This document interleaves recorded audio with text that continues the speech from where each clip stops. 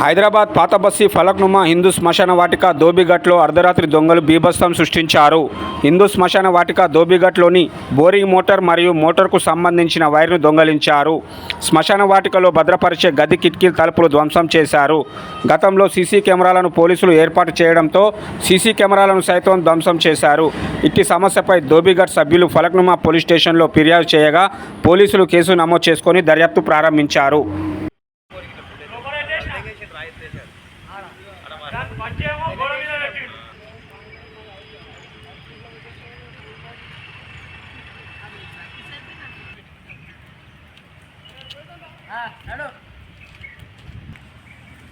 ఇది కాక లేటెస్ట్గా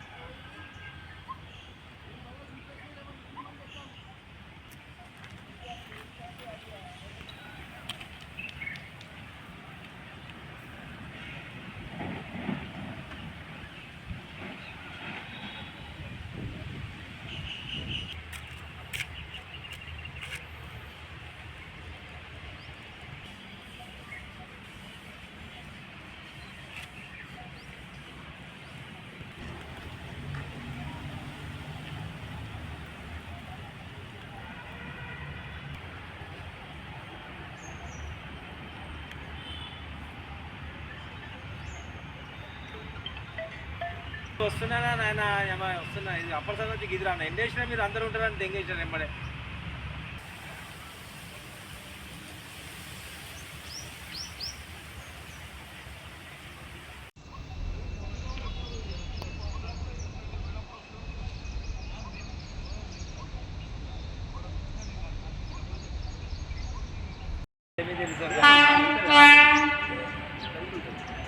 ఇప్పుడు ఈ నీళ్ళు మొత్తం తీసేనే మనకు ఫ్రెష్ అయ్యి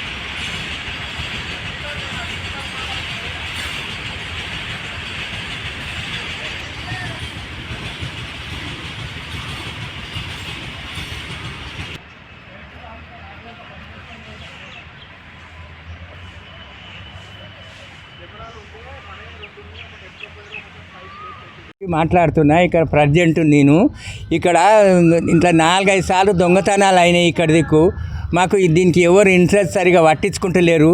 మాకు ఎవరన్నా దీనికి సాయం చేయాలి. విన్నావా?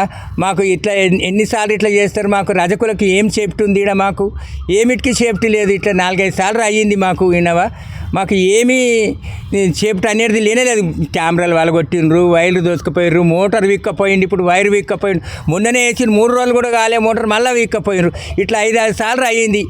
ఈ మాకు కూడా హెల్ప్ చేయాలి కదా. రజకులకు ఏం చేస్తున్నారని మాకు రజకులకు సాయం చేస్తే మాకు కూడా మంచిగా ఉంటుంది. ఇక్కడ ఏమీ సేఫ్టీ లేనేలేదు. పోలీసు వాళ్ళు వస్తే కెమెరాలు పెడితే కెమెరాలు కూడా వాళ్ళ కొట్టేసిండ్రు. పోలీసు వాళ్ళు వస్తారు, ఇట్లా రౌండ్ కొడతారు, ఇట్లా పోతారు. బస్ అసలు నిలబడి చూతాము అనేది లేదు ఇక్కడ దిక్కు. విన్నావా?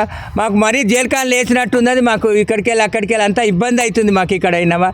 లేడీస్ వస్తుంది ఉత్తుకోనికి, ఎప్పుడైనా జెంట్స్ వస్తుంది తాగబోతి ఆ కొడుకులు ఏమైనా అంటగల మధ్యాహ్నం వస్తారు, పొదటిపూట వస్తారు, ఆడ రూమ్ కాడ కూర్చొని తాగుతారు. ఏమన్నా అంటే అక్కడ మనుషుల మీదకి ఇట్లా గురికాంచి చూస్తారు మనుషుల మీదకి. మళ్ళీ ఆఖరి మాది ఏంది ఇది? మాకు రజకులకు ఏమన్నా సేఫ్టీ చేసేది ఉందా లేదా చెప్పండి సార్. ఇప్పుడు గవర్నమెంట్ నుంచి మాకు మొన్న గవర్నమెంట్ ఇంతకుముందు ఫస్ట్ గవర్నమెంట్ అయితే విక్కపోతే మళ్ళీ మేము సొంత పైసా పెట్టి మేము మళ్ళీ వేసినాము. అది ఇప్పుడు మళ్ళీ వేసి 3 రోజులు కూడా కాలే మళ్ళీ విక్కొని పోయిండ్రు. ఇట్లా మేము ఎట్లా బతకాలి? మళ్ళీ రజకులం చెప్పు. రజకులకు ఏం సేఫ్టీ చేస్తుంది గవర్నమెంట్? మాకు ఏమన్నా సేఫ్టీ చేస్తుందా?